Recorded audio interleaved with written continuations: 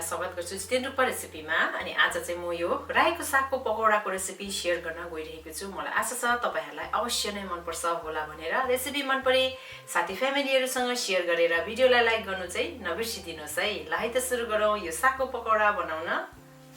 यो रायो सागको पकौडा बनाउनको लागि मैले यहाँनिर सागलाई चाहिँ सानो सानो गरेर काटेर यसरी लिएको छु। 1 टेबलस्पुन मैले यहाँनिर मसिनो गरेर काटेको अदुवा पनि लिएको छु। खोर्सानी तपाईहरुले स्वाद अनुसार राख्न सक्नुहुन्छ। मैले चाहिँ यहाँनिर 4 वटा लिएको छु। 3 टेबलस्पुन बेसन एड गर्दैछु। अहिले लिन परे म फेरि एड गर्ने छु।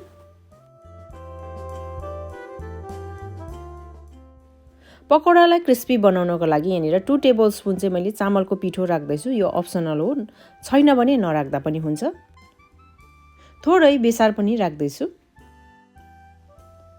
1 टीस्पुन धुलो खोर्सानी राखे, यो पनि अप्सनल हो, तपाईहरुले बेसी कम्ती गर्न सक्नुहुन्छ अथवा नराख्दा पनि हुन्छ।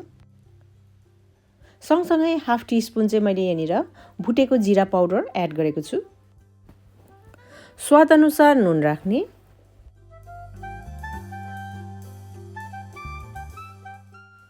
हाफ टीस्पुन मैले यहाँनिर ज्वानो पनि एड गरेको छु।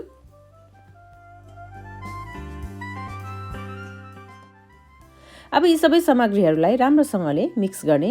सागमा अलरेडी पानी हुन्छ, त्यही भएर पानी एड गर्नु पर्दैन। पहिला पछि तपाईहरुलाई यदि राख्नै परे थोरै तपाईहरुले पानी एड गरेर मिक्स गर्न सक्नुहुन्छ। र यति नै बेला हो तपाईहरुले चेक गर्ने, यदि तपाईहरुलाई बेसन थप्नु पर्यो तपाईहरुले बेसन पनि यति बेला एड गर्न सक्नुहुनेछ।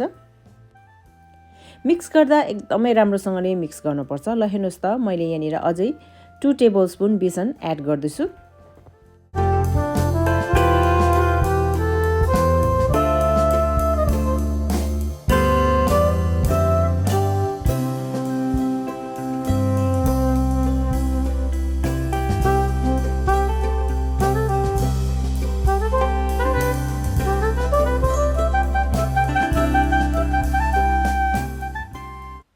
थपेको बेसन राम्रोसँगले मिक्स भइसकेपछि यसमा मैले मिडियम साइजको आधा प्याज पनि काटेर एड गरे।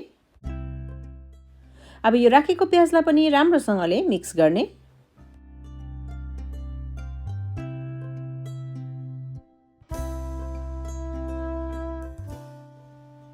पकौडा यसरी मिक्स गर्दा तपाईहरुलाई एकदमै ड्राई लाग्यो भने तपाईहरुले थोरै पानी एड गर्न सक्नुहुनेछ। मैले पनि यहाँनिर अराउन्ड 2 टेबलस्पुन मैले एड गरेको छु। र अब एकपल्ट राम्रोसँगले मिक्स गरेपछि यो रेडी हुनेछ फ्राई गर्नको लागि। पकौडा फ्राई गर्नको लागि मेरो यहाँनिर तेल तातिँदैछ। तेललाई पहिला तताउँदाखेरि हाई हिटमा तताउनु होला र पकौडा हाल्न थालेपछि चाहिँ ग्यासको हिट मिडियम राखेर पकौडा हाल्नु होला। नभए हाई हिटमा तपाईहरुले पकौडा हाल्नु भयो भने छिट्टो यो पकौडा डढ्छ।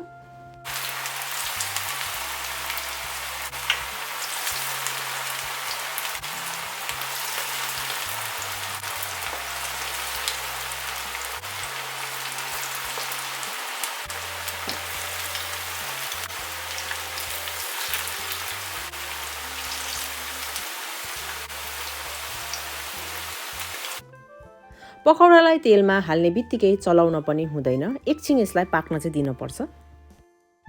ल हेर्नुस् त, पहिलो हालेको पकौडाहरुमा कलर एकदमै राम्रो आउन थालिसक्यो। अब चाहिँ तपाईहरुले यसलाई चलाउँदै दुवैपट्टि गोल्डन ब्राउन हुइन्जेलसम्म फ्राई गर्नुपर्छ।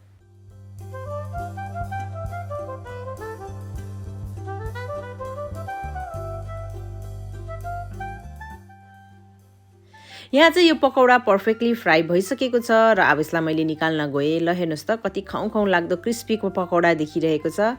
मलाई आशा छ तपाईहरुलाई आजको मेरो यो रेसिपी अवश्य नै मन पर्यो होला भनेर। रेसिपी मन परे साथी फ्यामिलीहरुसँग शेयर गरिदिनुहोस् अनि यो भिडियोलाई लाइक पनि गरिदिनुहोस्। अनि च्यानलमा नयाँ हुनुहुन्छ भने प्लिज छितेन डुक्पा रेसिपीलाई सब्स्क्राइब पनि गरिदिनुहोस्। Thank you so much for watching. Bye by.